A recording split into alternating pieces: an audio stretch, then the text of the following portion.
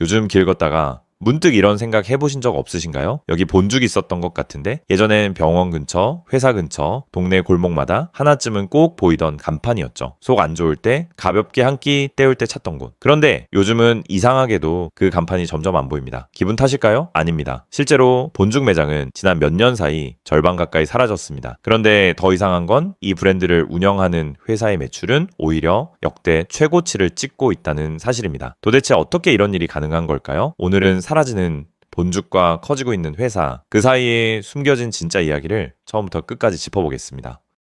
이야기의 시작은 우리가 흔히 떠올리는 성공 신화와는 조금 다릅니다. 이 브랜드를 만든 김철호 회장, 원래부터 요리를 하던 사람은 아니었습니다. 1900년대 초반, 그는 인삼 제품과 목욕용품을 수입 판매하는 무역업을 하며 연 매출 500억 원대까지 올리던 사업가였습니다. 당시만 해도 누가 봐도 잘 나가던 사장이었죠. 하지만 1997년 대한민국을 강타한 IMF 외환위기는 그의 인생을 송두리째 바꿔놓습니다. 그가 운영하던 회사 역시 부도를 맞게 되고 사실상 모든 것을 잃게 됩니다. 이후 그는 요리학원에서 총무로 일하고 외식 창업 컨설팅을 도우며 하루하루 생계를 이어가던 시기를 보내는데요. 이 시기가 중요합니다. 왜냐하면 본죽의 아이디어는 바로 이때 만들어졌기 때문입니다. 컨설팅 일을 하며 수많은 예비 창업자들을 만나는 동안 그는 한 가지 아이템을 반복해서 추천했다고 하죠. 지금은 죽 전문점이 뜰 겁니다. 하지만 돌아오는 반응은 늘 같았습니다. 점심에 누가 죽을 먹어요? 죽집은 망합니다. 당시 죽은 병원 환자식 혹은 재래시장 구석에서 파는 음식이라는 이미지가 강했습니다. 그래서 아무도 하지 않았죠. 그리고 이 지점에서 김 회장은 결심하는데요. 그럼 내가 직접 해보자. 2002년 9월 서울대학로 뒷골목 건물 2층 25평 남짓한 폐업 설렁탕집을 권리금 없이 인수해 본죽 1호점을 열죠. 자금이 넉넉하지 않았기 때문에 1층은 선택지조차 아니었고 대신 그가 택한 전략은 아주 단순했습니다.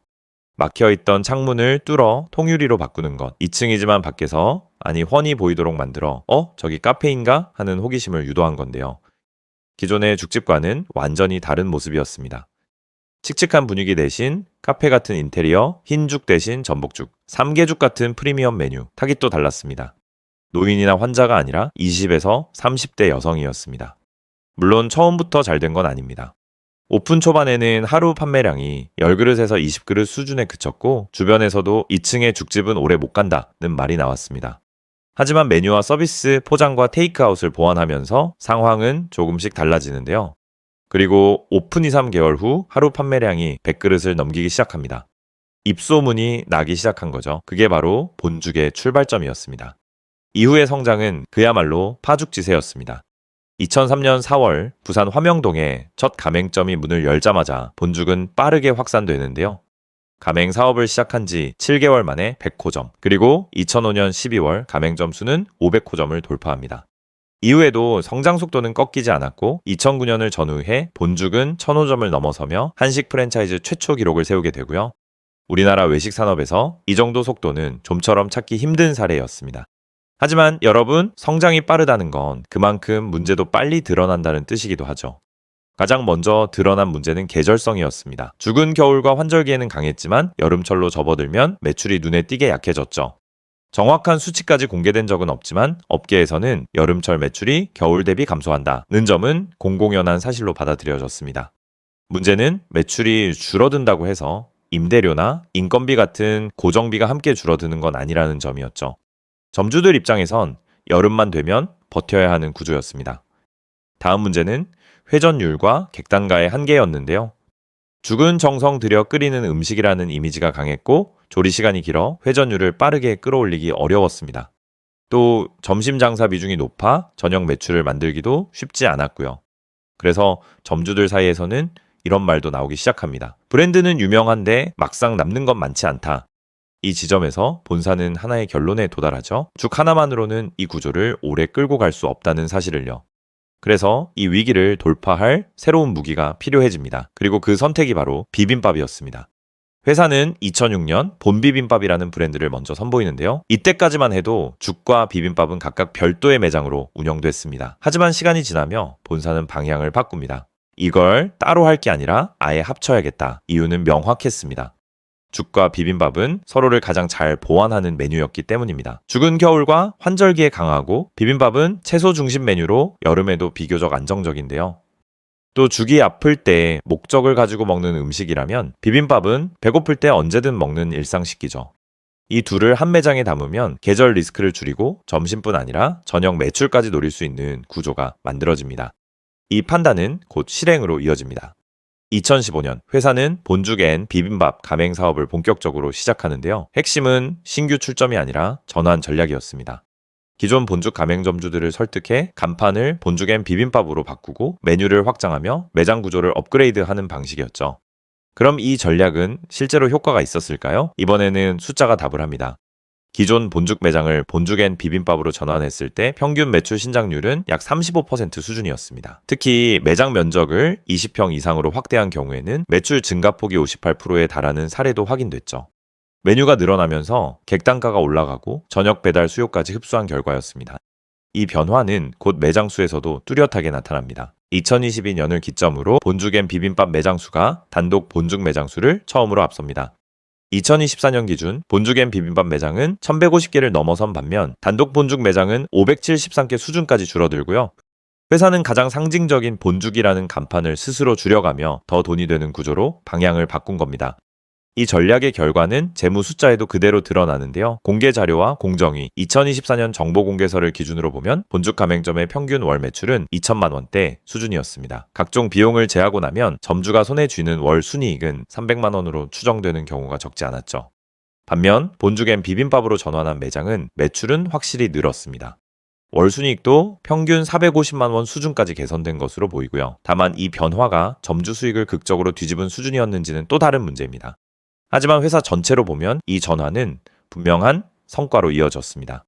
본죽 앤 비빔밥을 운영하는 본사 본IF의 매출은 2020년 약 1950억 원대에서 2023년 3016억 원으로 불과 몇 년 만에 약 32% 이상 성장하는데요. 이게 바로 본죽 앤 비빔밥 전환 전략의 본질이었습니다. 하지만 빛이 강할수록 그 그림자도 짙어지는 법입니다. 가장 크게 불거진 건 갑질 논란 그리고 상표권 이슈였는데요. 과거 김 회장 부부는 본죽, 본비빔밥, 본도시락 등 주요 브랜드 상표 다수를 회사가 아닌 개인 명의로 등록해 두고 수십억 원대의 로열티와 양도금을 받아갔다는 혐의로 재판에 넘겨지기도 했습니다. 이른바 상표권 배임 논란인데요.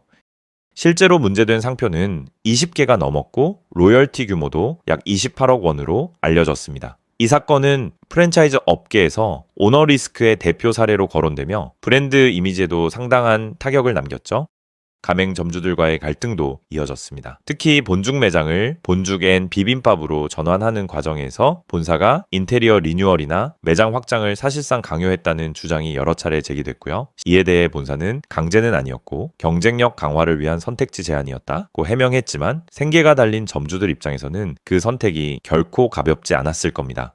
또 하나 본죽을 따라다니는 가장 민감한 논란은 위생 문제였습니다. 건강한 음식, 환자식 이미지를 앞세운 브랜드였지만 식약처 위생 점검에서는 이물질 혼입, 위생기준 미준수, 교육검진 미이행 등으로 반복적으로 적발됐죠.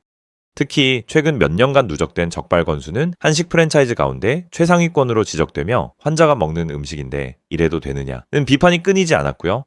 여기에 연이은 가격 인상에 대한 소비자 반응까지 겹치면서 본죽이 오랫동안 쌓아온 착한 브랜드 이미지는 예전 같지 않다는 말도 나왔죠. 보통의 프랜차이즈라면 이쯤에서 흔들리거나 무너졌을 겁니다. 그런데도 이 브랜드는 시장에서 밀려나지 않았습니다.